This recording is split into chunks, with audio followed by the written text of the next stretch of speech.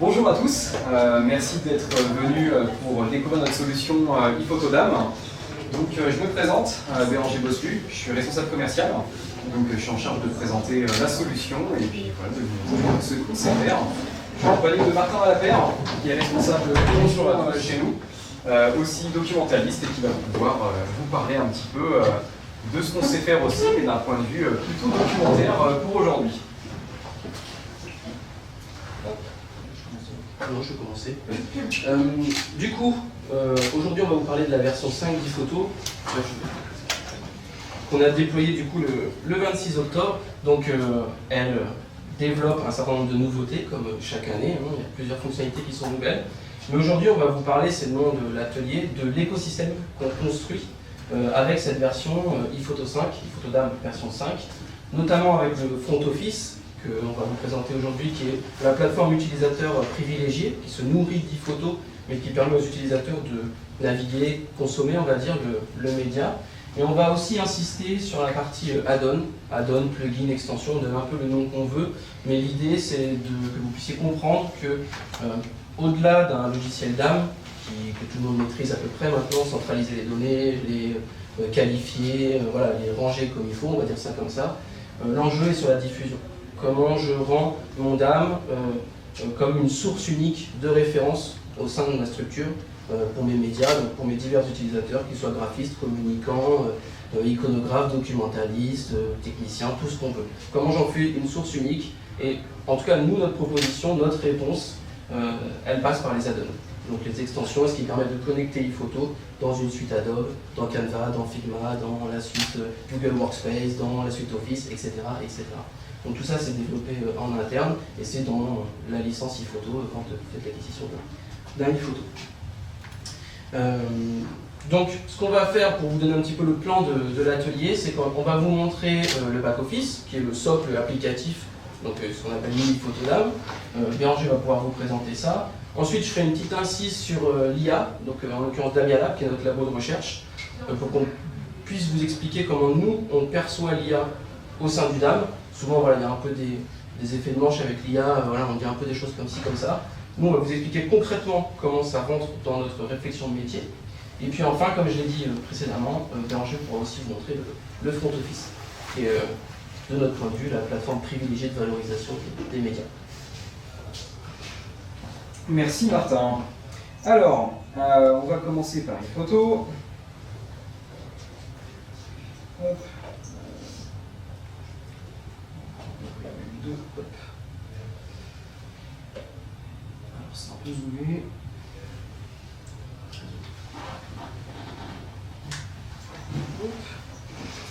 Alors, iPhoto. Donc on est sur une solution full web, hein, donc elle s'ouvre depuis un navigateur, donc URL bien entendu complètement sur mesure. Pour s'authentifier, il y a deux possibilités. Soit vous authentifiez via un login à mot de passe qui sont gérés localement par iPhoto, soit via vos annuaires habituels, donc ça va avec le service informatique, donc avec votre SSO. On est compatible avec tous les SSO qui existent aujourd'hui. Quand vous arrivez sur l'interface, ça c'est la page d'accueil du back-office, trois grandes parties. Bibliothèque, c'est la partie là où on fait les recherches, tout simplement, recherche plein texte, recherche à facettes, etc. Vous avez la partie projet ici, c'est ici que vous allez pouvoir sauvegarder des sélections de médias et que vous allez pouvoir les partager ou les diffuser avec d'autres personnes. Vous avez ici la partie édition. Donc la partie édition, c'est ici que vous allez déposer vos fichiers, photos, vidéos, documents bureautiques, tout ce que vous utilisez au quotidien, y compris les PSD, les fichiers vectoriels, les fichiers InDesign, on est compatible avec tout ça. Et vous avez ici l'administration. Donc l'administration, c'est vraiment ici que l'on fait tous les réglages de la solution. La gestion des comptes utilisateurs, donc les droits qu'on va attribuer à telle ou telle personne par exemple. Ici, vous allez gérer, par exemple, pour créer tous vos champs descriptifs. Donc il y a différents types de champs, je ne vais pas détailler aujourd'hui parce qu'on n'a qu'une demi-heure ensemble. On va bien sûr détailler ça à un autre moment si vous le souhaitez. Donc voilà, tous les réglages à faire, accès aux statistiques également pour voir quels sont les usages de la médiathèque, est-ce qu'elle est bien adoptée auprès de mes collègues, est-ce qu'il y a besoin de refaire une communication interne, parce que c'est important, hein, l'adoption d'un outil, parce que si l'outil, bien sûr, il n'y a qu'une seule personne qui l'utilise, c'est pas grand intérêt, ça coûte cher pour une personne, je dirais. Et vous avez ce qu'on appelle le store ici, donc c'est ici que nous avons réuni tous les plugins que nous avons développés donc, autour d'iPhoto pour que vous puissiez consommer vos médias ailleurs que simplement dans un navigateur.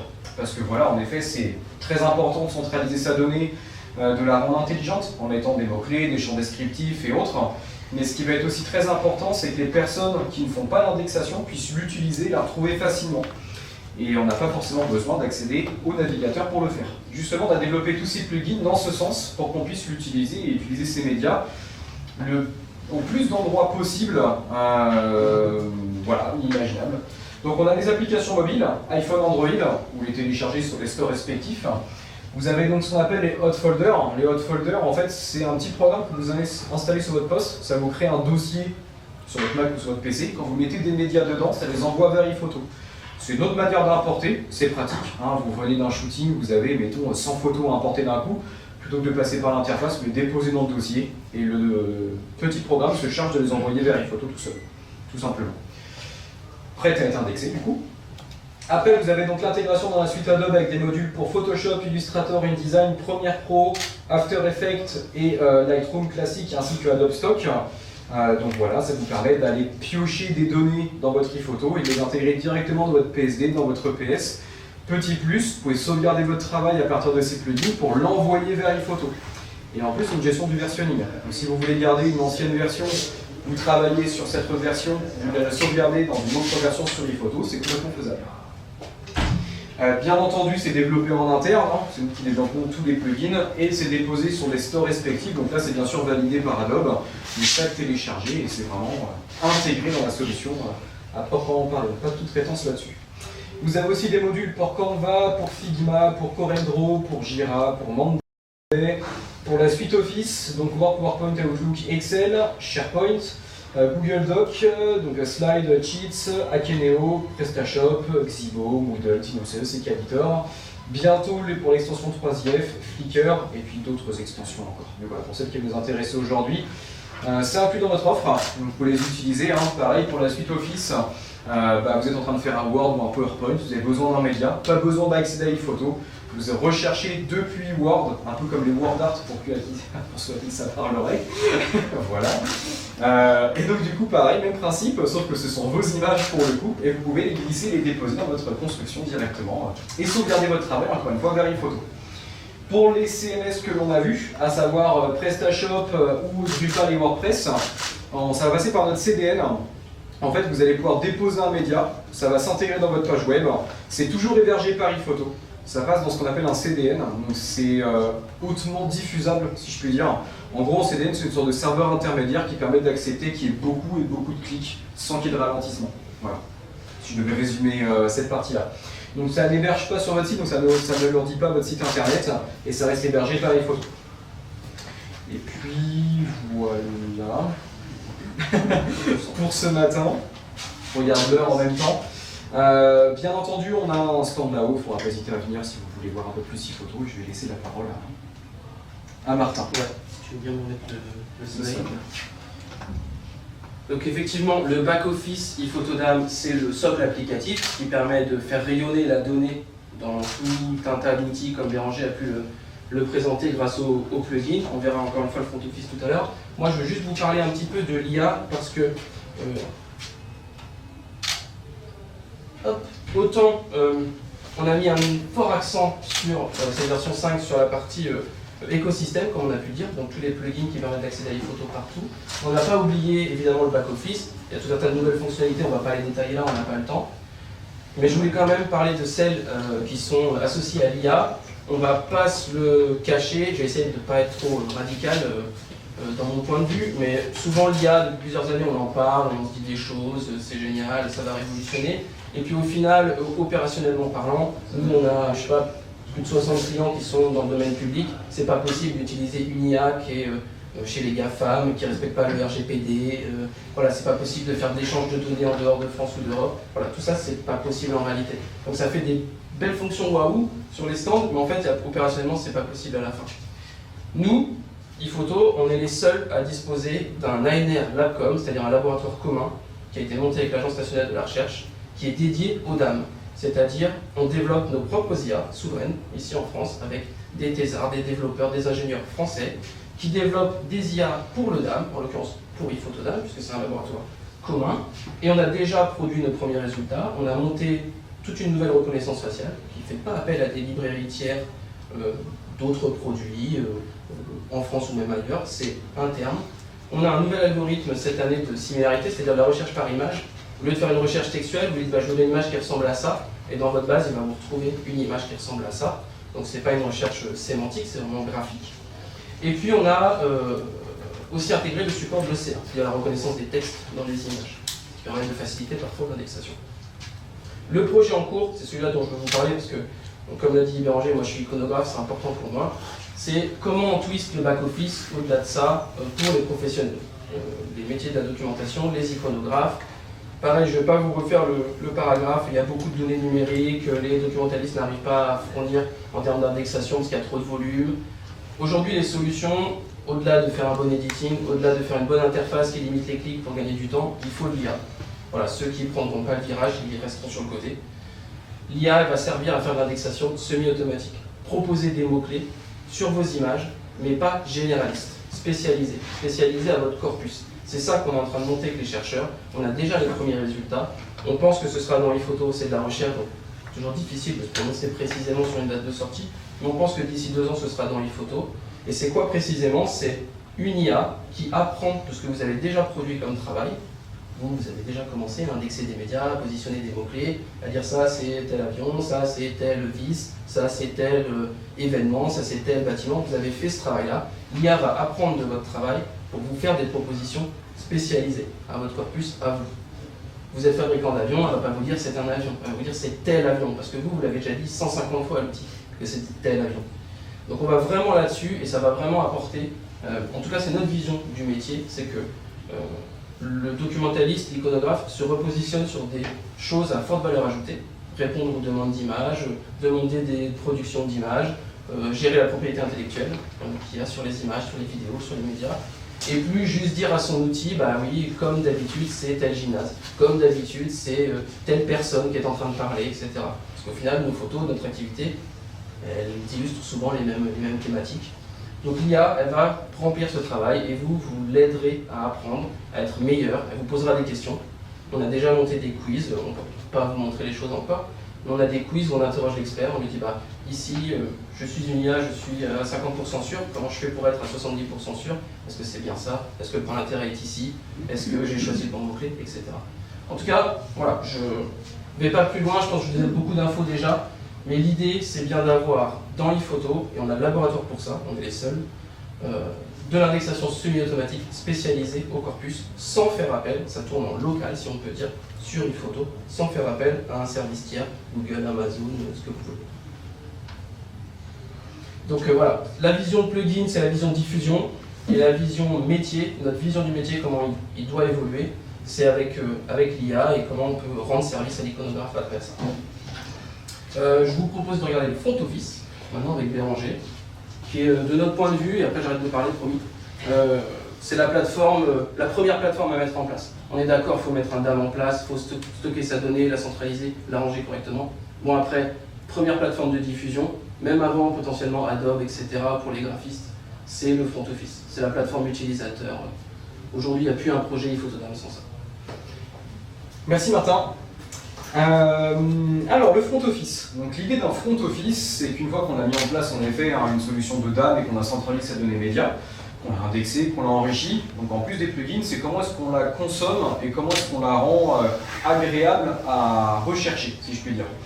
Bah, c'est bien un front office, on peut mettre en avant votre marque avec votre logo, votre colorimétrie. Et en fait, ça va être une extension d'ePhoto qui va rappeler ce qu'on peut retrouver sur des plateformes d'achat d'images en ligne. Je ne vais pas en citer, mais comme on en connaît tous en tout cas. Getty, Aristote. Voilà, on peut essayer.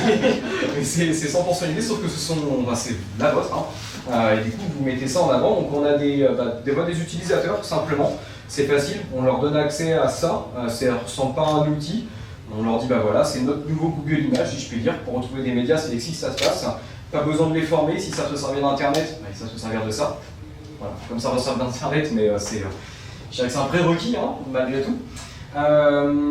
Et après, comment ça fonctionne une fois qu'on est dans un front office? Bah, bien sûr, on se connecte, c'est soumis aux mêmes droits qu'ePhoto. Si on n'a pas le droit de voir quelque chose, on ne le voit pas dans le front office aussi. Et sans ePhoto, c'est une coquille vide dans le sens où c'est en temps réel avec ePhoto, et c'est ePhoto qui, via les API, communique les informations à afficher au front office. Alors, le front office, donc ça c'est tout neuf, on vient de terminer de le développer. L'idée c'est d'avoir quelque chose qui est rapide, fluide, joli, pour que ça plaise à tout le monde, hein, tout simplement. Si on devait résumer le cahier des charges, c'était ça. C'est responsive design, ça s'adapte aux tablettes, aux mobiles, aux PC, enfin bref, partout où vous voulez l'utiliser. Et quand on est connecté, donc on arrive sur une page d'accueil, vous avez un sliders ici, qui est bien sûr administrable depuis le back-office par les utilisateurs, parce que l'idée aussi c'est de faire vivre ce front office sans être informaticien, sans avoir besoin de faire des modifications dans le back, de mettre ça dans certains dossiers pour que ça appelle ou autre. Non, là, tout se fait depuis l'interface, c'est ce que je vais vous montrer après. Donc page d'accueil, sliders, ici vous avez donc le titre de la médiathèque qui est bien sûr aussi changeable depuis l'interface. Vous avez ici la recherche plein texte, quand vous cliquez dedans, vous avez l'historique de vos recherches favorites, des suggestions de recherche. Ça aussi c'est administrable, c'est vous qui pouvez choisir quelle bulle vous mettez ici pour aider les personnes à rechercher. Parce que quand on met en place une médiathèque, ça peut faire peur à des personnes, ils arrivent dans le spotter de recherche. Qu'est-ce que je cherche en fait, qu'est-ce que je vais mettre dedans? On n'est pas forcément sûr, on a tendance en plus à mettre des termes qui sont très génériques au départ. Ça, ça rend pour les aider. Et pour les aider aussi, vous avez en dessous ici la page portfolio. Toute cette page-là, en fait, c'est un petit peu comme des raccourcis de recherche. Le fait de cliquer sur une des boxes, ça va envoyer vers une recherche. Et vous avez la main pour choisir quelle recherche c'est. Est-ce que c'est une recherche sur un mot-clé? Est-ce que c'est une recherche avancée? Est-ce que c'est un lien? On peut même créer des sous-catégories. Si, mettons, vous aviez, je ne sais pas, dans la BTP, on pourrait avoir par exemple une sous-catégorie qui serait bâtiment public, bâtiment privé, par exemple. Pour, pareil, donner cette sensation de rebond à l'utilisateur pour le guider vers quelque chose. Et ça, vous avez la main pour le changer. Donc là, on a tous ces portfolios de la page d'accueil qui sont ici. Et pour les changer, vous allez dans Mon compte ici, vous allez dans les paramètres de l'interface, et je me suis fait déconnecter. Ouais, l'idée des portfolios, c'est de proposer un parcours utilisateur. Je pense que vous avez compris, ce mot-là, moi, il m'est cher, c'est important. Pareil, encore une fois, je suis iconographe, j'ai bien conscience que quand j'indexe des médias, l'utilisateur final, il n'est pas censé savoir comment j'ai pensé mon thésaurus, comment j'ai pensé tous mes champs descriptifs, etc. Pour autant l'idée, parce que moi j'ai besoin de décrire correctement les choses. Mais il doit quand même retrouver. Et donc comment on fait? Voilà, on lui propose un parcours utilisateur où il ne va pas se casser les dents sur le moteur de recherche parce qu'il ne sait pas les mots-clés que moi potentiellement j'ai utilisés, même si on est censé partager un langage relativement commun. Mais voilà, il a vraiment cette possibilité avec les suggestions de recherche, les portfolios, Béranger va montrer, d'accéder à du contenu que vous pouvez faire évoluer, qui est peut-être récurrent, que vous savez qu'il va le rechercher, donc vous allez le diriger. Voilà, c'est vraiment cette idée de parcours. C'est très intéressant aussi pour les externes. Ça, vous travaillez avec des agences de communication externes, des services presse, des magazines qui ont besoin des fois de prendre vos médias pour alimenter un article. Eux sont moins à l'aise avec votre langage et du coup en fait en passant par ce genre d'interface là avec des grandes catégories, ils peuvent cliquer dedans directement, ils ont tout de suite un résultat qui leur est proposé. On a beaucoup de services presse qui se servent de ça dans différentes entités, bien entendu. Alors les portfolios, ça c'est la page administration, je suis administrateur donc j'ai le droit de les modifier et ça se passe comme ça, c'est très simple, on est sur cette page là. Je vais agrandir le premier, je suis juste à cliquer sur la flèche, je veux le rendre plus grand ici, hop je clique sur la flèche, ça l'agrandit et tout s'ajuste en fait automatiquement à chaque fois. Et c'est là tout l'enjeu de cette facilité, c'est qu'on peut faire vivre cette page là, changer l'approche, la taille et autres pour le rendre vivant. On peut même les mettre en invisible si on le souhaite, mettons.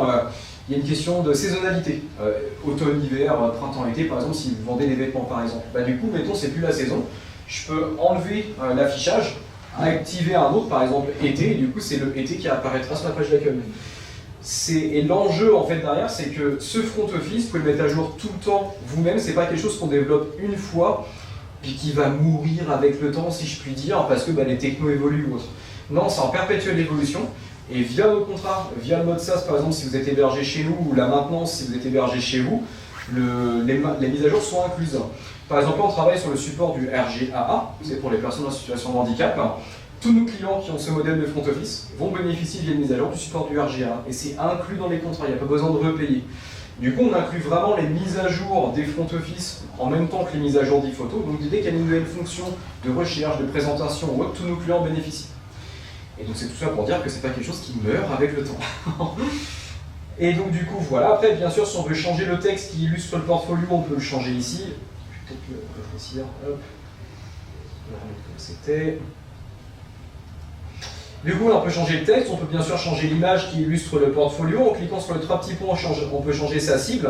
Et c'est là où on fait appel à des éléments qui sont présents dans les photos. Mettons je veux appeler mon arbre de mots-clés pour choisir un mot-clé qui serait la cible du portfolio. Je clique ici. Et en dessous, j'ai tous les mots-clés de cet espace de démonstration, mais je peux en choisir un. Ça peut être un mot-clé racine ou un sous-mot-clé bien entendu. J'enregistre et le fait du coup de cliquer sur le portfolio, bah, c'est comme si j'avais cliqué sur un mot-clé en fait, dans cet exemple-là. Je peux aussi faire une recherche avancée avec plusieurs éléments, récupérer le lien de ma recherche et mettre ce lien dans le portfolio si je veux quelque chose de très précis par exemple. Après ici... Il peut y avoir des liens vers des pages externes aussi. Ah oui. Hop, en cliquant ici, mince, j'ai misclick, je suis avec le touchpad, j'arrive pas, c'est bon. Cible du portfolio, et ici on a en effet lien interne externe. Hop. Qui doit ouvrir un nouvel onglet c'est un externe. Ouais, plutôt que d'écraser la page. Bon, ça peut se régler à la limite, hein, mais par défaut c'est une ouverture d'un nouvel onglet. Alors, après, dans les autres réglages possibles, on peut ici changer son sliders, hein, c'est aussi simple que ça. On passe la souris dessus, on choisit, on édite. On peut changer le texte ici si on veut changer le texte. On change peut-être pas tous les 4 matins, mais on peut en tout cas. Vous avez aussi la possibilité de changer les suggestions de recherche qui sont présentes ici. On retrouve les chats et chiens qu'on avait tout à l'heure là dans les petites bulles qui étaient en dessous. Je peux les supprimer, je peux les changer. Je peux en ajouter bien entendu, et si jamais l'ordre ne me plaît pas, je peux changer l'ordre en glisser-déposer. Dans le menu latéral, on a un petit menu ici, un petit menu appelé Burger, hein, quand on clique dessus, ça s'ouvre sur le côté. Pareil, on peut ajouter d'autres intitulés si je le souhaite. Si on met aucun intitulé, le menu disparaît bien entendu, on n'a pas un menu vide, hein, ça c'est pareil. On a réfléchi à cette possibilité. Ouais, parce qu'un portfolio suppose d'avoir une couverture, une image qui l'illustre. Bon, toutes les thématiques ne sont pas illustrables avec une image, des fois ça n'a pas beaucoup de sens. Le menu est aussi là pour avoir cette alternative. Autre possibilité d'édition, votre footer, vous pouvez créer des pages, choisir le contenu de vos pages, donc là on a une mention légale, politique, confidentialité, etc. Bon, des choses un peu classiques. Mais si vous avez des notions qui changent, des contrats d'utilisation qui changent, vous pouvez vraiment les modifier ici directement. Vous avez même un petit éditeur. Hein, là, hop, par exemple les mentions légales si je voulais les changer. Ouais. Voilà, un petit éditeur de texte, hein, tout simplement. Ce que vous voyez, c'est ce qui apparaît. Exactement. Dans le footer, on peut aussi changer les liens vers ses réseaux sociaux, et on a les petites icônes qui sont ici. Et si on veut changer l'ordre d'apparition, pareil, on peut glisser déposer, tout simplement. Après la navigation je vais me dépêcher. La navigation dans le front office, elle est très simple. On peut lancer une recherche en plein texte ou cliquer directement sur un mot-clé par exemple. On a un résultat, on peut filtrer son résultat sur le côté, on a un moteur à facettes avec des éléments qui sont bien sûr issus de notre indexation, mais aussi des éléments comme le Martin en parlait tout à l'heure, issus de nos IA. On a déjà intégré toute une partie des IA aujourd'hui. Par exemple, je veux une couleur dominante rouge, par exemple, je sélectionne le rouge, hop, j'ai ma couleur dominante ici, on voit la bulle qui s'affiche ici, et si j'enlève la bulle, hop, je peux l'enlever, et je retourne sur ma recherche précédente. Et je peux comme ça mettre autant de critères que je veux, et enlever les critères dans l'ordre ou dans le désordre, et du coup ma recherche s'affine en temps réel. Donc c'est très facile à utiliser. Je retrouve bien sûr ici mes thématiques, voilà, là c'est plus les arborescences que l'on connaît, que l'on aura renseigné dans l'iPhoto bien entendu, on les retrouve ici. On peut cliquer sur un média, on l'affiche en grand bien entendu, on peut le mettre en plein écran si on le souhaite. On peut le sélectionner, le mettre dans un album. On a une partie de la fiche qui est ici, en descendant on a toute sa fiche descriptive, en tout cas les éléments que vous voulez faire apparaître. Vous pouvez bien sûr choisir les éléments à faire apparaître. Et en descendant, on a des rebonds qui sont possibles avec les méthodes du même mot-clé, un peu comme ce qu'on peut retrouver justement sur les plateformes d'images pour aider la personne à rebondir sur ses recherches. On peut sélectionner pour mettre dans un panier. Moi j'ai mis qu'un seul média là, mais c'est pour aller vite. On a un média qui est ici, ce panier, on peut soit le télécharger photo par photo, soit en holo, soit on peut également le partager pour envoyer un lien par email. Ça vous est bien de passer par des transferts ou autres, avec les conditions d'utilisation que l'on connaît. Donc voilà rapidement pour le front office. On a une zone de dépôt également, en 30 secondes. La zone de dépôt permet à des personnes de déposer des fichiers, donc de participer à la médiathèque, mais sans passer par le back-office. Du coup là c'est très simple, déposer les fichiers ici ou glisser les fichiers ici. On a le bouton parcourir, la personne glisse et dépose, peut commencer l'indexation si vous autorisez un début d'indexation. Une fois que la personne a terminé, les responsables d'indexation vont recevoir un email disant il y a une personne qui a fait un dépôt, il faut valider l'indexation et vérifier si elle est bonne. Les médias ne sont pas publiés automatiquement, bien entendu. Et puis du coup, voilà, ça permet à tout le monde de participer, mais c'est pas du tout obligatoire, bien entendu. Et il faut avoir le droit de déposer pour accéder au dépôt. Donc c'est bien sûr soumis au droit, encore une fois. Ça vous permet d'organiser votre collecte de médias, ça veut dire que vous n'avez pas besoin de former les gens au back-office. Si vous attendez d'un photographe qui vous verse son reportage avec un titre, une date, les personnes représentées par exemple, peut tout à fait passer par cette interface qui est beaucoup plus simple. C'est plus simple aussi de lui donner l'information qu'il n'y a que ça à faire, entre guillemets, plutôt que de lui ouvrir le back-office qui, bah oui, il y a des centaines de fonctionnalités puisque c'est un logiciel métier. Donc voilà, c'est entre les applis mobiles, le hot folder, le front office, l'API, on peut parler de plein de choses, il y a moyen d'organiser la collecte de manière plus simple pour le documentaliste ou l'iconographe. C'était un peu dense pour 30 minutes. Est-ce que ça va? Vous avez des questions peut-être? Encore. Pardon. Non, vous jugez extrêmement vite puisqu'on va avoir au moins 2-3 minutes pour les questions. Oui, photo back-office, c'est le socle applicatif, c'est lui qui délivre la donnée, c'est votre source unique de médias. La première plateforme à privilégier de notre point de vue et par expérience, dans tous nos projets photo, c'est le front office, c'est la première plateforme de valorisation des médias. C'est vraiment plus simple pour des milliers d'utilisateurs d'aller là-dessus plutôt que dans le back-office qui lui est réservé aux gestionnaires. Et puis je pense que vous avez compris avec le store, après il y a de multiples applications dans tous les logiciels métiers pour que chaque métier reste dans son logiciel, n'en apprenne pas un autre, mais qu'il puisse bénéficier du travail que vous avez produit dans votre source unique de médias, qui est Photodam, qu'il puisse en bénéficier lui dans son travail au quotidien. On l'a pas dit, mais dans Adobe, on intègre des fichiers originaux évidemment, un graphiste travaille sur l'original, alors que dans Office par exemple, les formats sont optimisés. On peut avoir un Word qui fait 150 gigas à la fin parce qu'on lit 4 images. J'exagère, mais c'est l'idée. Est-ce que vous avez des questions, d'interrogations? Oui. Moi j'ai une question par rapport au droit, au droit d'usage et aux dates d'expiration. Est-ce que vous avez un principe de traçabilité qui permet aux utilisateurs, lorsqu'ils ont téléchargé leur photo, d'être alertés sur la date d'expiration des droits? Oui. Donc nous, c'est ce qu'on appelle les tâches planifiées, peu importe son nom. En fait, le gestionnaire, il programme l'expiration des droits. Il sait quand il a fait l'acquisition qu'il en a pour 5 ans, 10 ans. Donc il programme ça. Il programme à qui sera envoyé l'alerte. Il programme combien de temps avant l'expiration. Il y a aussi un picto qui va s'afficher sur l'image, sur le front, sur le back. Quand une image arrive 2 mois, 3 mois, c'est vous qui décidez à l'expiration. Donc aussi la personne elle se dit, ok, mon catalogue il sort dans 6 mois, je ne vais pas télécharger cette image-là qui expire dans 3 mois. Et puis il y a une fonction de contact, effectivement, de toutes les personnes qui ont téléchargé l'image. Qui reçoivent une alerte. Absolument. Et il ne peut pas l'ignorer déjà au départ. Alors, bien sûr, on les Oui, prévient. j'imagine que vous. Mais il y a un pop-up qui dit attention, ces images arrivent à l'expiration à ce moment-là. Il y a un picto sur l'image en haut dans la miniature. Et en plus, sur le côté, il y a encore marqué attention, les images arrivent à expiration. Et en plus de ça, si en pièce jointe, vous avez mis les contrats de session ou autre, c'est relié aussi aux médias. Donc tout est bien présent. Et si personne dit non, je ne savais pas. Non, le risque à chaque fois, c'est toujours pareil. C'est-à-dire qu'une fois que vous avez. Ah, une fois que c'est téléchargé, de toute façon, c'est téléchargé. Hein, ouais. Oui, une fois que vous l'avez téléchargé, vous avez un collègue dans le bureau d'à côté qui lui dit ah ouais, elle est top cette photo, tu peux me la filer. Boum, ça part en transfert mail et c'est terminé. Oui, voilà. Mais toute l'information vue de votre côté et côté de la solution, vous avez fait le job, entre guillemets. Mais la personne n'a pas été prévenue. Hein. Vous pouvez même contacter si des fois il y a une restriction qui tombe d'un coup. Vous ne l'avez pas programmé justement. Par exemple, un mois après, il faut arrêter d'utiliser cette image, la personne représentée, blablabla.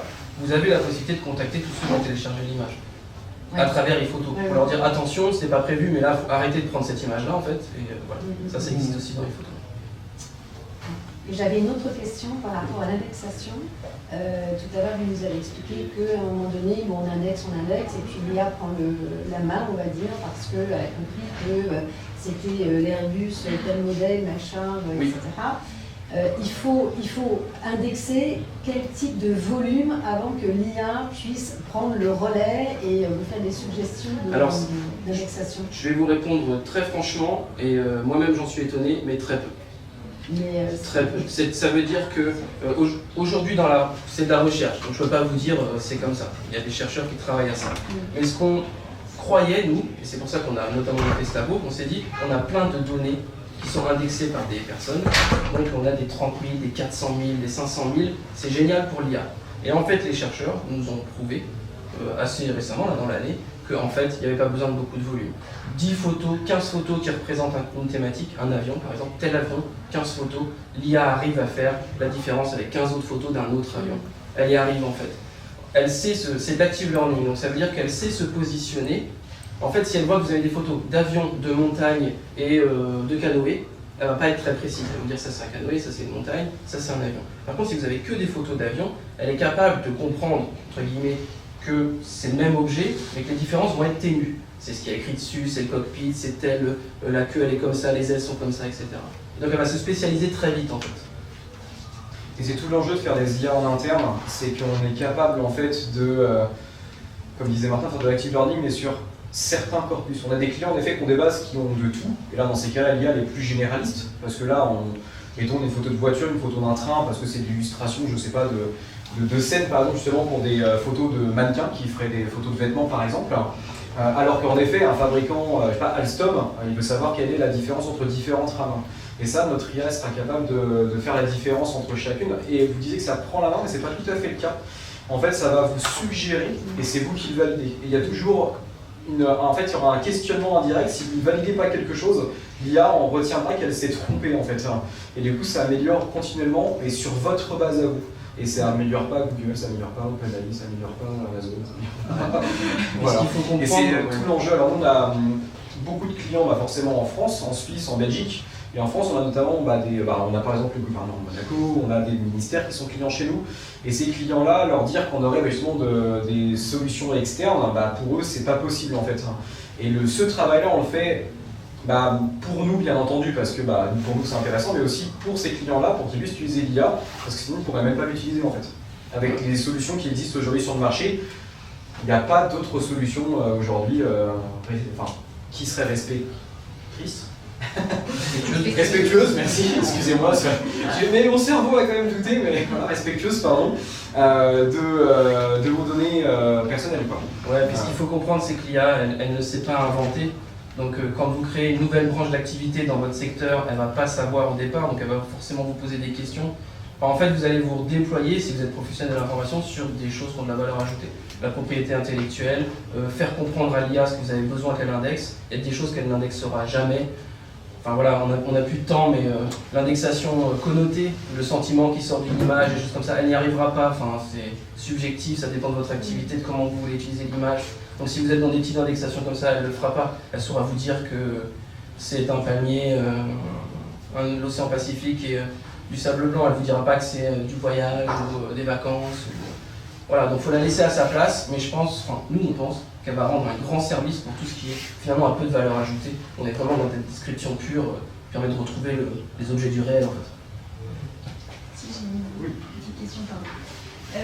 Du coup, cette IA, elle est inclue dans votre version 5 de base ou est-ce que c'est l'objet d'une option supplémentaire? Ce qu'on vous a montré là, c'est déjà dans la 5. Il y avait déjà des choses avant. On calculait automatiquement les couleurs dominantes, la saturation des couleurs, la profondeur de champ, etc. Et ce qui va venir sera automatiquement dans le produit photo, oui. Okay. Via les mises à jour en fait de notre infrastructure, tous nos clients vont en bénéficier. Donc voilà.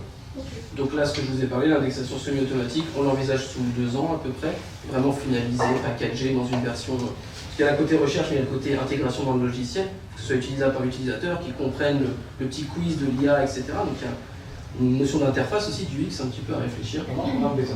Voilà, on a un programme bêta, on l'envisage dans 2 ans, donc ça fait partie d'une mise à jour à venir. Pardon, le coût de l'IA, comment est-ce que vous avez... Notre infrastructure nous est développée en interne, donc on n'a pas de location particulière à faire avec une autre structure. Nous, on a investi sur notre infrastructure dans des serveurs GPU, des cartes graphiques, mais ça, c'est bien dans votre SaaS que c'est dilué, en fait, si vous voulez. Nous, en fait, on a mutualisé l'IA pour tous nos clients. Alors, en effet, si c'était un seul client qui devait les payer, ce serait très cher, mais là, du coup, nous, on a 350 clients et c'est mutualisé comme ça, en fait. Il n'y a pas de coût supplémentaire. C'est inclus dans les frais annuels. C'est inclus dans les frais de SaaS ou la maintenance si c'est hébergé chez notre client, mais oui, il n'y aura pas d'option supplémentaire en tout cas. Oui, comme tous les plugins. Quand vous prenez une photo, vous avez tous les plugins. Il n'y a pas de coût supplémentaire. Oui, dans le store d'Adobe, mais les plugins, il faut avoir... Ensuite, parce que... Pardon, non, il faut avoir le logiciel en question. Voilà.